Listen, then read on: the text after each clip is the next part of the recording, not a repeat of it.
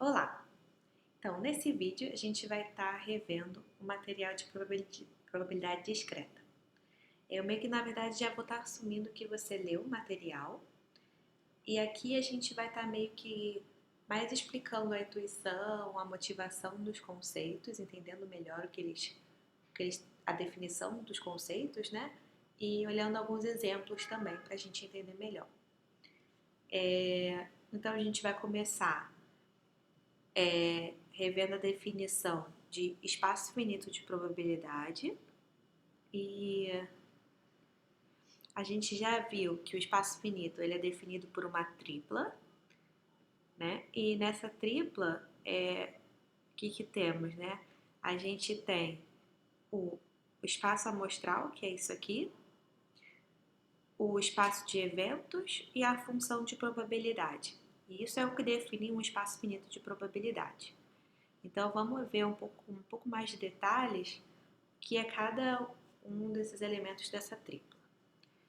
Então vamos ver primeiro o que seria o espaço amostral.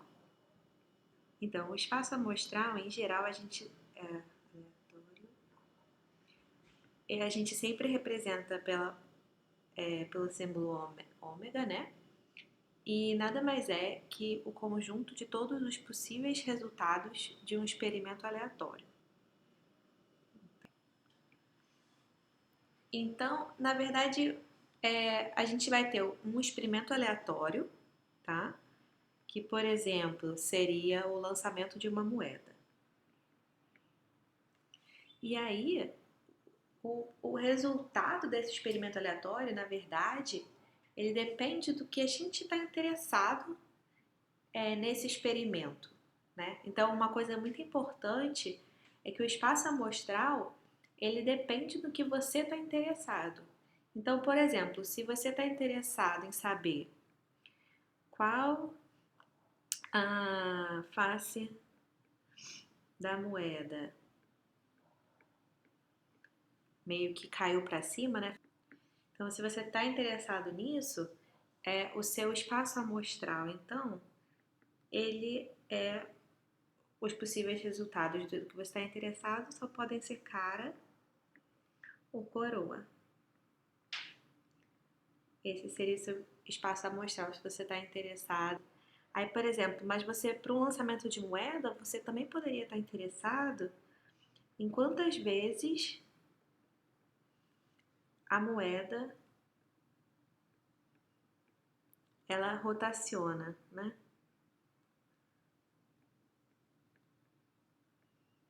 Até ela ter caído no chão, por exemplo. E aí, então, seria natural você dizer que o seu espaço amostral são os naturais, né? E um outro exemplo, mesmo com o lançamento da moeda, seria você perguntar, então, qual a velocidade, por exemplo, né, que a moeda atinge o chão. Então, nesse caso, você teria, na verdade, que o seu espaço amostral são os reais, né?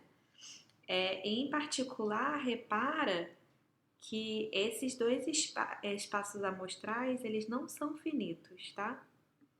Então, não é o que a gente vai, em geral, ver nesse curso aqui, mas foram só exemplos para mostrar que o espaço amostral não depende do seu experimento aleatório, ele depende meio que do resultado que você está interessado no seu experimento aleatório. Um outro exemplo, só para não ficar com um exemplo só, né, de espaço amostral finito, um outro exemplo seria, por exemplo, você considerar o lançamento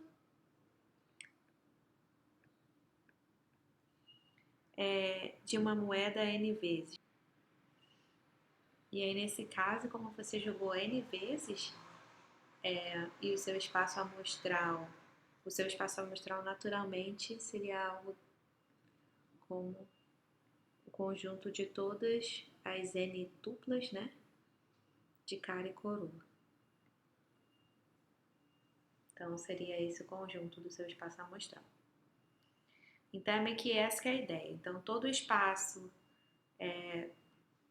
Todo espaço finito de probabilidade por um espaço amostral, conjunto de eventos e função de probabilidade. A gente já viu que é o espaço amostral, aí agora a gente vai ver um pouquinho o que seria o espaço dos eventos. Um evento, deixa eu escrever aqui primeiro, espaço dos eventos. E o espaço dos eventos a gente representa assim, que nada mais é essa representação aqui, é só para dizer todos os possíveis subconjuntos de ômega, né, do espaço amostral. Então, o espaço dos eventos são todos os subconjuntos do espaço amostral. E é isso, então, um evento em particular é um subconjunto do espaço amostral, o espaço dele são todos os possíveis eventos. Um exemplo seria, por exemplo, se a gente está considerando o lançamento de uma moeda,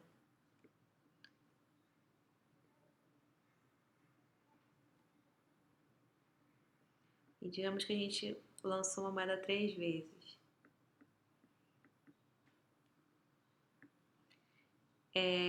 E a gente está interessado, por exemplo, na face que a moeda caiu no chão na face para cima, né? Que ficou para cima. E só para simplificar aqui da gente escrever, vamos dizer que eu vou escrever em inglês agora, só para dizer que o espaço amostral seria cara ou coroa e seriam todas as triplas, né, possíveis formadas por caras e coroas. Em particular, aqui é cara e aqui é coroa.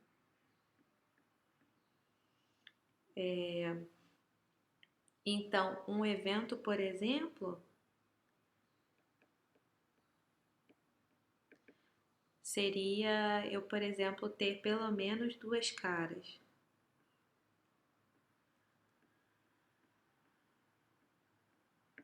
E aí a esse evento ia corresponder, né, o conjunto em que você tem por caras, ou você teve cara, cara e coroa, ou você teve cara, coroa, cara, ou você teve coroa, cara, cara. Então, um evento que a gente dá o nome de pelo menos 2 caras, na verdade, ele corresponde a esse subconjunto do espaço amostral, né? E é isso que seria um evento, e em particular, todos os subconjuntos do espaço amostral formam o espaço dos eventos. E finalmente, né, a gente já viu então o espaço amostral, o espaço dos eventos. A gente também tem, para completar o nosso espaço probabilístico, tem a função de probabilidade,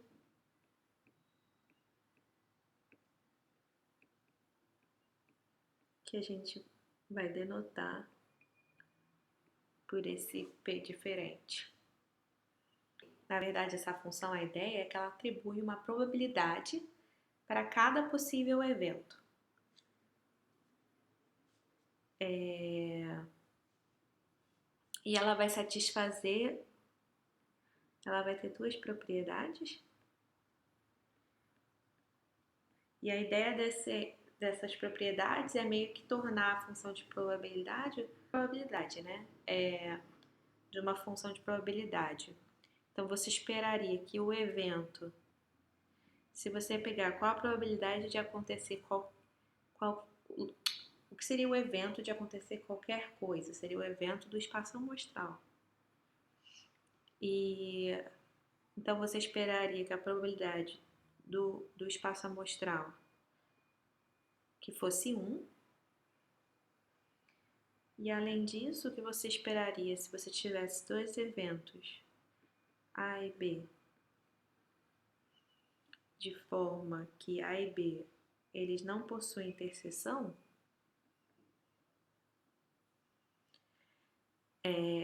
Você esperaria então que a probabilidade de A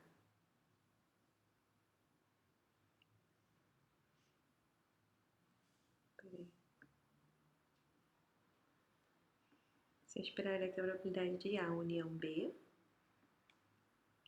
fosse igual à probabilidade de A mais B. Ou seja, a probabilidade de A ou B acontecer seria a probabilidade de A mais B. Que eu gostaria que vocês tentassem fazer é tentar escrever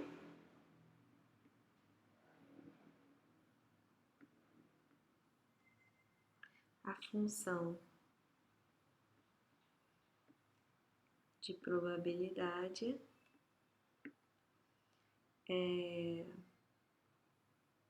referente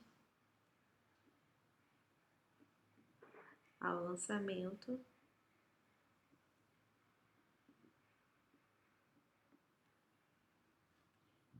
de uma moeda, é uma moeda justa que a gente está considerando, né?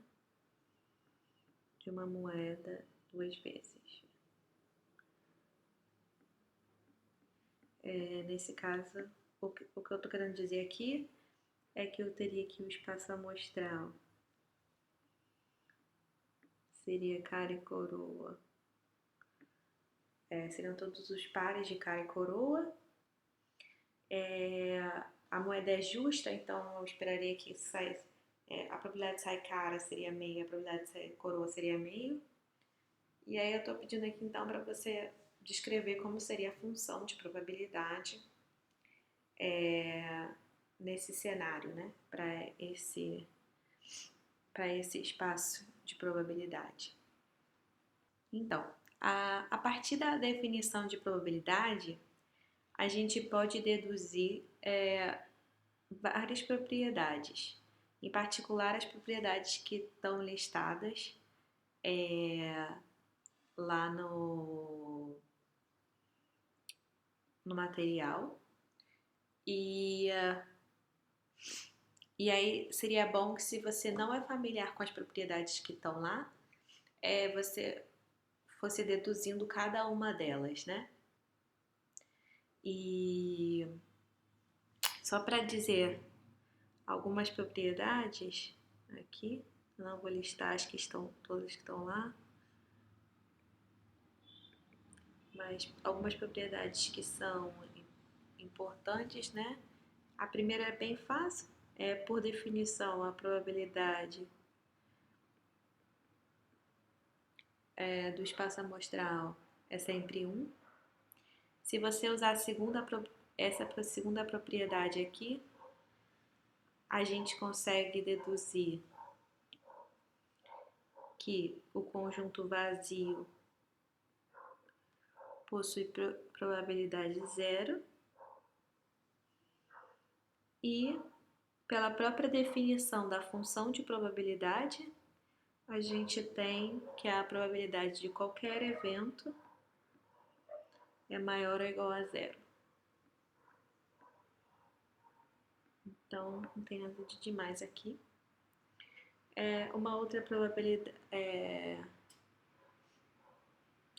Aí, trabalhando justamente com essa segunda definição novamente, essa segunda propriedade aqui, a gente também vai conseguir deduzir que, se você pega agora dois eventos A união B, não necessariamente disjuntos, a gente tem que a probabilidade de A união B na verdade, a probabilidade de A mais a probabilidade do B.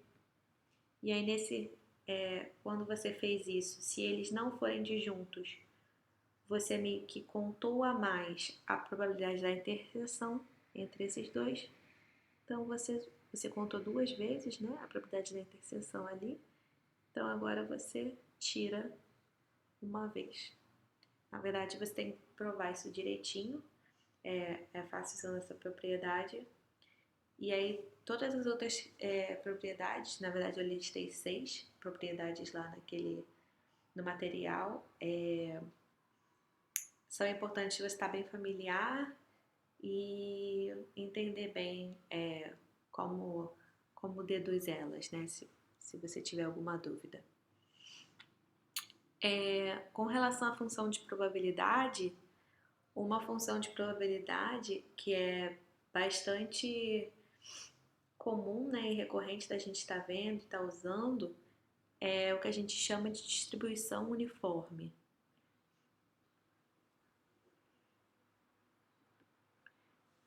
A distribuição uniforme, ela nada mais é de que uma função de probabilidade em que todo elemento do seu espaço amostral possui a mesma probabilidade. Então, de ocorrer, né? Então, para todo elemento do seu espaço amostral, a probabilidade dele ocorrer, na verdade, é 1 sobre o tamanho do seu espaço amostral.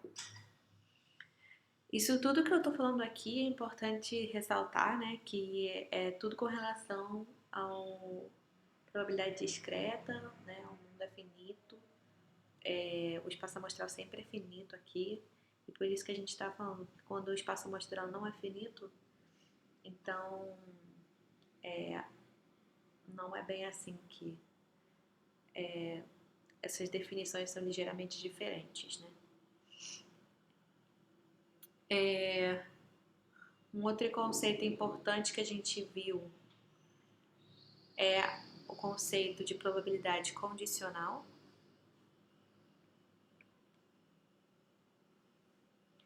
E aí a gente viu que a gente define a probabilidade de A dado B, ou seja, como é que a gente pensa na probabilidade condicional? É a probabilidade do evento A ocorrer, dado que a gente já sabe que o evento B ocorreu. E aí ele é definido como a probabilidade de A interseção B, porque a gente sabe que o evento B já ocorreu, e a gente, na verdade, meio que só reescala, né, a probabilidade do A ocorrer, dado que a gente já sabe que o B ocorreu. Então, a definição de probabilidade de A dado B é igual à probabilidade de A do evento de A interseção B, probabilidade do evento A interseção B dividido pela probabilidade do evento B. E aqui a gente está assumindo que o evento B, a probabilidade dele de ocorrer é diferente de zero.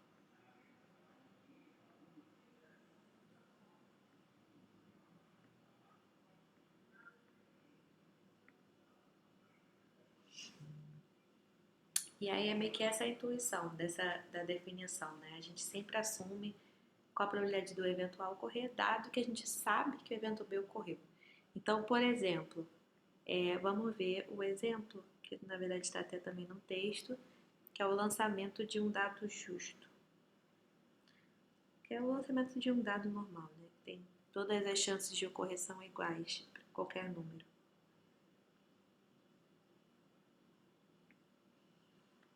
Então, o espaço amostral é o conjunto dos números de 1 a 6, tá? Quando a gente usa essa definição de colchete, sempre a gente está representando todos os inteiros de 1 até aquele número. Vamos dizer que o evento A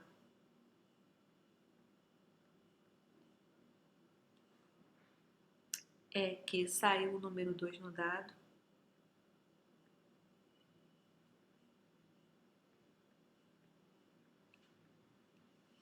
Ou seja, em termos de notação de conjunto, né?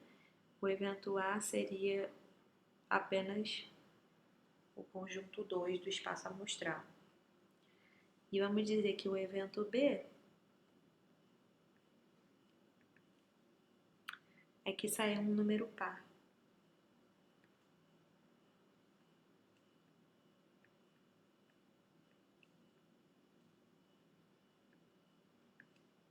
Então, em notação de conjunto, B nada mais é do que, na verdade, todos os números pares que poderiam sair no dado. né? Ele é a união de todos os números pares. Então, a gente tem esses eventos. Então, qual seria a probabilidade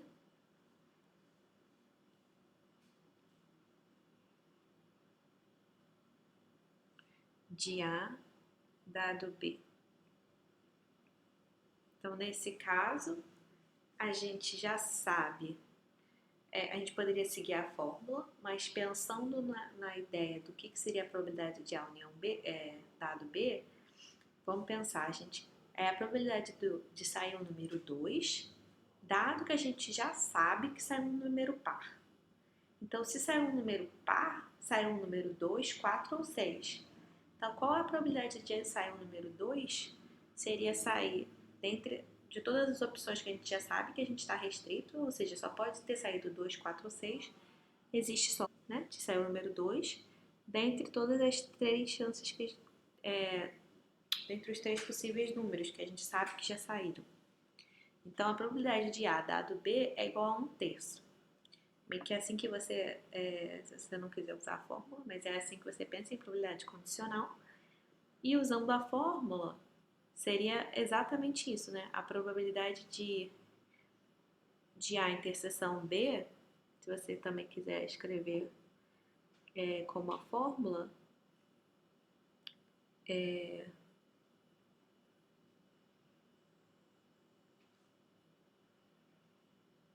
a gente quiser escrever usando a fórmula, probabilidade de A interseção B nada mais é que o número 2 sair, né? Porque de sair um número 2 e sair um número par, sai um número 2. E sair um número 2 ocorre com probabilidade 1/6. Né? Dentre os 6 possíveis resultados, só tem o número 2. E a probabilidade de B, que seria sair um número par, nós temos 3 números pares dentre 6 números. Então, a gente tem novamente aqui que é 1/3. E se a gente for olhar para a probabilidade de B dado A, seria o quê? Seria a probabilidade de sair um número par, dado que eu sei que saiu um número 2. Então, essa probabilidade é 1, né? Porque o número 2 já é um número par. Então, a gente assim termina a probabilidade condicional e vamos rever então o conceito agora de variável aleatória. E a motivação de uma variável aleatória, na verdade, é porque a pessoa realizando um evento aleatório, ela talvez não esteja interessada em saber o resultado exato daquele experimento aleatório. Talvez a pessoa só esteja interessada numa função numérica do resultado. Então, por exemplo, se a gente lançou uma moeda 10 vezes, talvez eu não queira saber qual foi a sequência obtida nesse meu experimento exata, tipo, seria o cara, coroa, cara, coroa, assim em diante.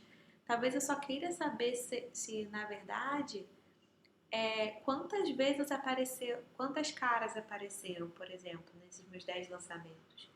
Então, daí que vem a motivação para uma variável aleatória.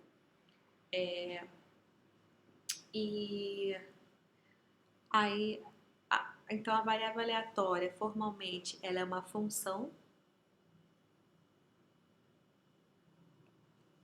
que a gente representa em geral por letras maiúsculas X, Y, Z, coisas tipo, letras que em geral estão no final do alfabeto.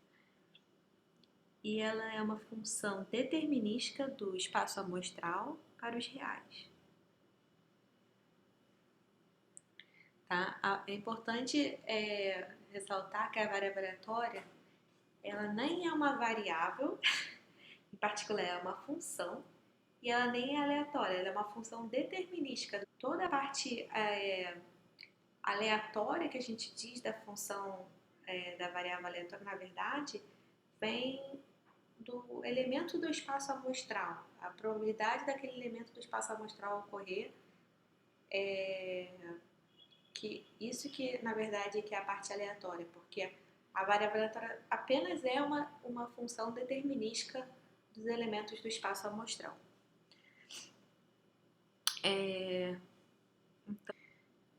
Então, se a gente tem lançamento de dois dados, por exemplo, nosso espaço amostral é todos os pares, que podem ser os possíveis resultados dos valores do dado. E vamos dizer que a nossa variável, vamos definir uma variável aleatória, x, que vai ser a soma dos valores obtidos no dado, no lançamento dos dois dados.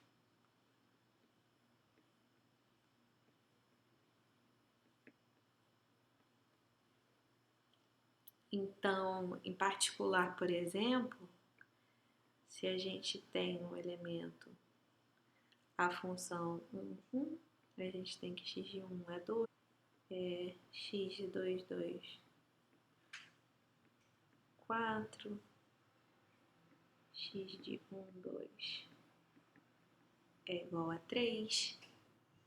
E quando a gente, em particular, por exemplo, quando x é igual a 4, na verdade a gente usa essa notação, x igual a 4, para representar o evento em que essa função é igual a 4.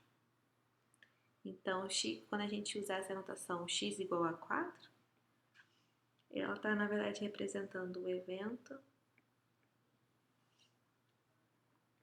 Então, em particular, no caso do dado, nós temos que aqui seria os elementos 1, 3, 3, 1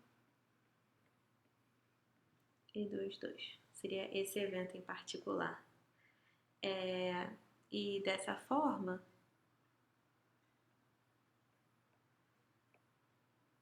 quando a gente, então, como a gente tem, quando a gente fala x igual a 4 está representando um evento, a gente pode também, então, calcular a probabilidade daquele evento ocorrer. Então, quando a gente escreve a probabilidade de x igual a 4, na verdade isso denota a probabilidade daquele evento ocorrer.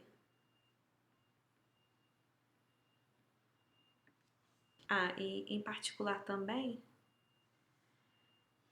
a gente diz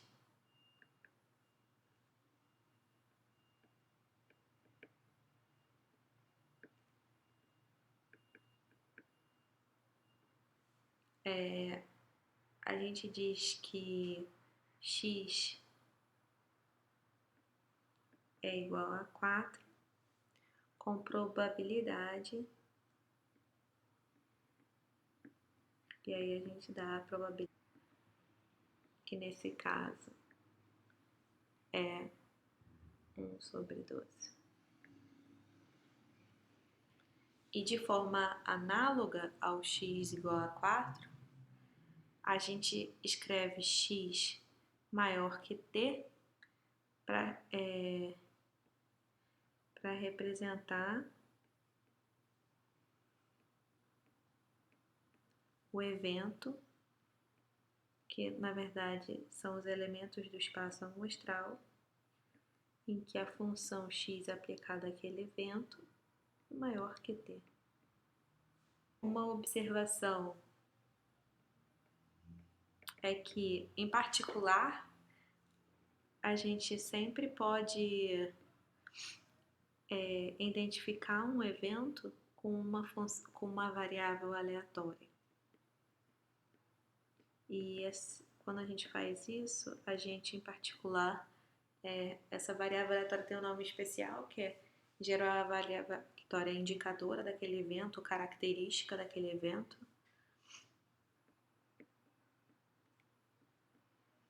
E essa função é definida como o padrão de uma função característica ou indicadora, né? Quando o elemento, então, está no conjunto. Quando o elemento é 1, se o x pertence a A, e 0, caso contrário. Então, é sempre assim. Então, assim a gente termina a revisão de variável aleatória. Então, agora a gente vai olhar a última parte, que seria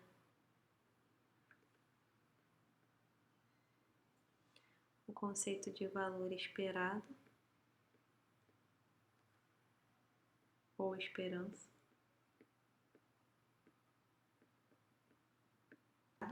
Então, dado uma variável aleatória x, tá? Em que ela pode assumir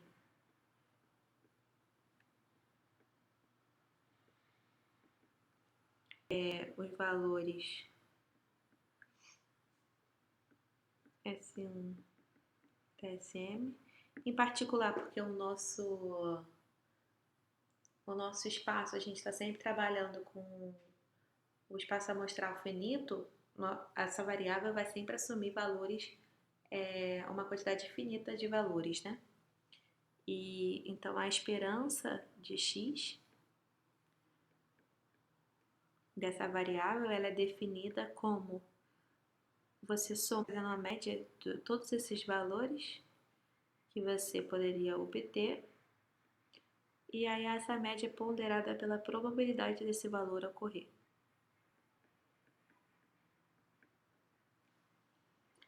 E aí, se você, na verdade, uma outra forma de reescrever isso seria, na verdade, você olhar para cada valor do seu espaço amostral, calcular qual seria a função da sua variável aleatória lá e a probabilidade daquele valor específico ser sorteado, né? A probabilidade dele ocorrer. Então, um exemplo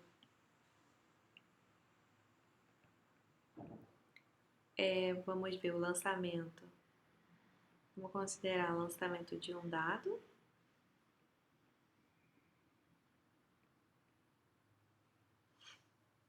Então, x, vamos dizer que x é igual ao valor do dado, que saiu no dado.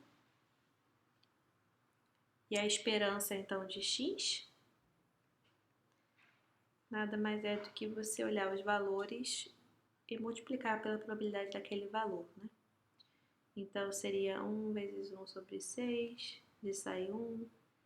Aí você teria valor 2, qual a probabilidade do valor 2 sair? Seria 1 sobre 6. E você faria assim em diante, até que você tenha o valor 6. A probabilidade de sair o valor seria 1 sobre 6. E isso aqui vai dar 3,5. E uma coisa que um exercício, não é bem um exercício, né, mas é algo legal para se fazer, é só deduzir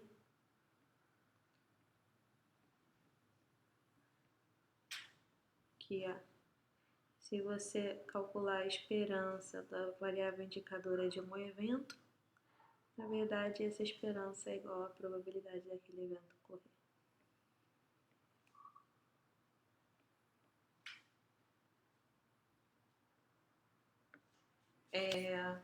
A esperança é uma definição bem simples, mas é bastante poderosa, na verdade, calcular a esperança de uma variável aleatória. E uma propriedade particularmente importante da esperança é a linearidade da esperança. Se você considerar x e y variáveis aleatórias,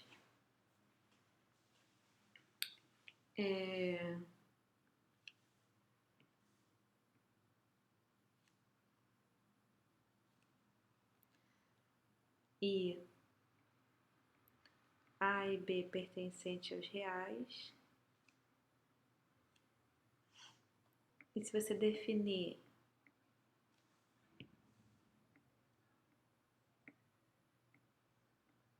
Z como uma combinação linear dessas duas variáveis,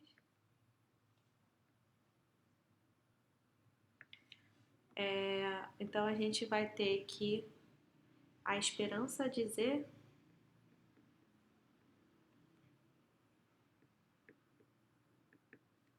é igual à esperança de AX mais BY, que na verdade é igual à esperança de A vezes a esperança de X mais B vezes a esperança de Y. Ou seja, a linearidade da esperança.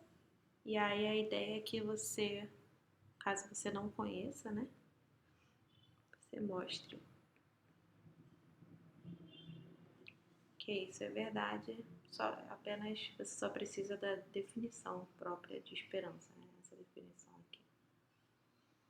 Que você consegue mostrar que ela possui essa propriedade da linearidade. E essa propriedade em particular é importante porque repara que você não está usando nada, você independentemente de como essas variáveis se comportam, porque x poderia ser 2y, y poderia ser em particular 2x, qualquer coisa, qualquer variável aleatória, elas podiam não serem independentes, e você sabe da linearidade.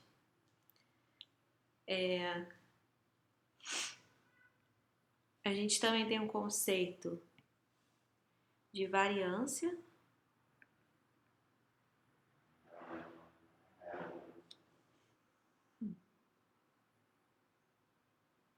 Tá, a definição de variância é nada mais do que você meio que medir, você está interessado em medir o quanto essa variável aleatória se desvia da média dela, do valor esperado dela.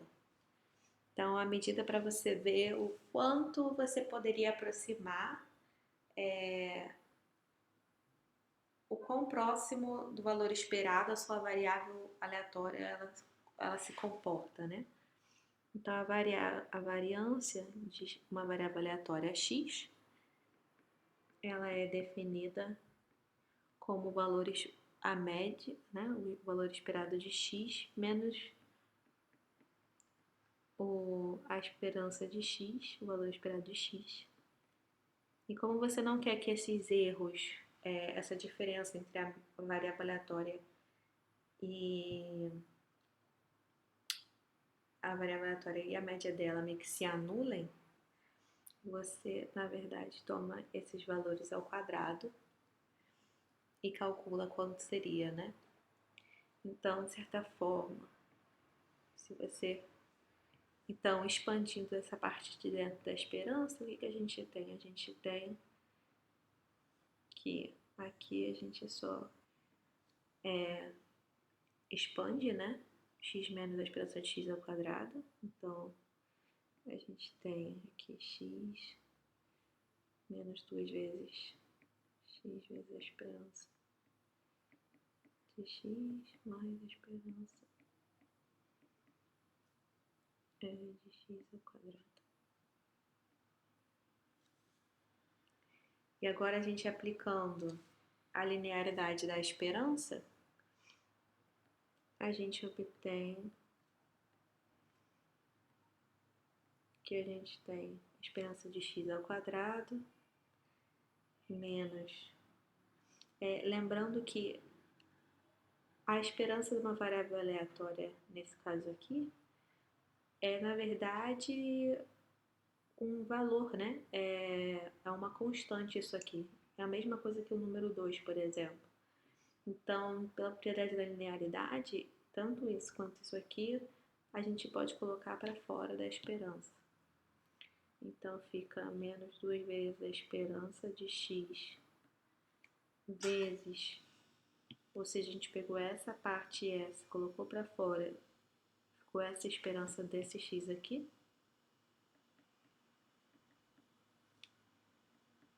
e a esperança de uma variável constante basicamente é só o valor constante. Então, esperança de x ao quadrado.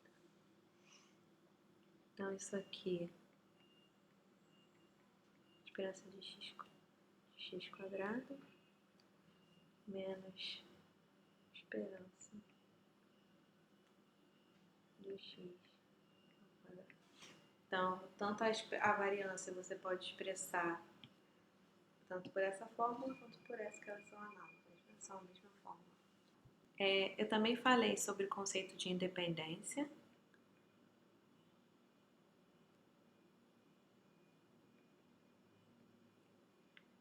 E eu percebi que, na verdade, eu não falei sobre independência de variáveis aleatórias.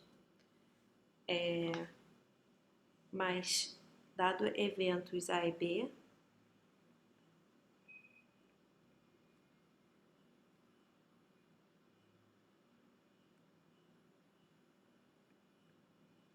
a gente diz que eles são independentes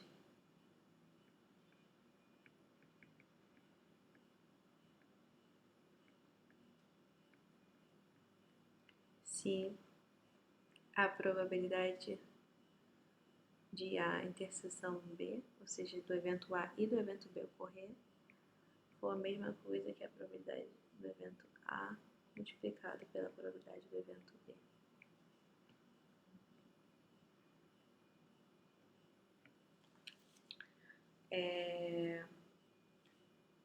E se você tiver mais eventos, né? Vamos supor, eventos, 3 eventos A, B e C são independentes, se na verdade todos os subconjuntos desses eventos forem independentes, né? Se A e B, a probabilidade de A e B ocorrer for a probabilidade de A vezes B, a probabilidade de A interseção B interseção C for a probabilidade de A vezes probabilidade de B vezes probabilidade de C, a probabilidade de B e C ocorrer, você precisa que todos os possíveis subconjuntos desses eventos eles sejam independentes entre si, tá? E a gente diz que duas variáveis são aleatórias, elas são independentes, lembrando que por exemplo, x possui um valor específico, representa um evento, né? Então, na verdade, variáveis aleatórias, elas meio que representam eventos quando elas assumem os valores que elas assumem, meio que representam, de certa forma, eventos no espaço amostral, e elas são independentes, meio que esses eventos, de certa forma, todos eles se comportam como esses eventos se comportam de forma independente.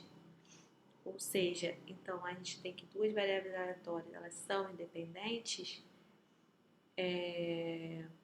se e somente se, né? Por definição, se a probabilidade de x for menor ou igual a A e de y for menor ou igual a B, se for igual a, na verdade, a multiplicação desses eventos.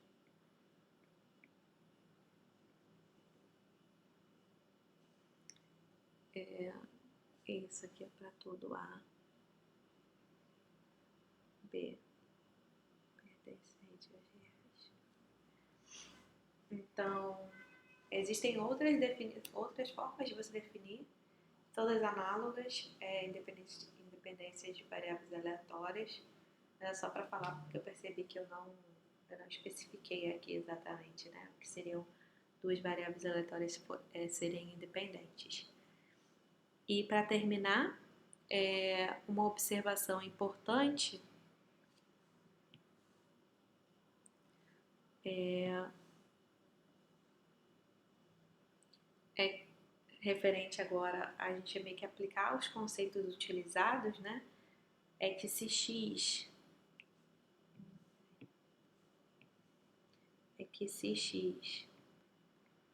é uma variável aleatória e a gente consegue mostrar que a probabilidade de x ser maior ou igual a t é maior do que zero, ou a gente consegue mostrar que a esperança de x é maior ou igual a t, por exemplo, onde t pertence aos reais. Então, na verdade, com isso, a gente na verdade está mostrando que existe um elemento no espaço amostral, tal que x aplicado a esse elemento é maior ou igual a t. Isso é uma coisa também para mostrar, que vale a pena vocês mostrarem, caso vocês não estejam familiares. E isso aqui, na verdade, essa observação, é meio que o coração do método probabilístico. Nas notas de aula a gente viu um exemplo de aplicação.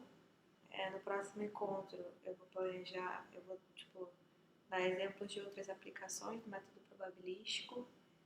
Só para a gente ter essa noção, porque muitas provas, o interessante delas é que às vezes você aparentemente não precisa usar probabilidade para nada, mas você usando a probabilidade você consegue frequentemente provas pequenas e simples e bem bonitas de coisas que a princípio não precisa, você não nem vê que como aplicar a probabilidade inicialmente se você não estiver acostumado, né? Então é bem interessante e aí é isso. Então, obrigada e até o próximo vídeo.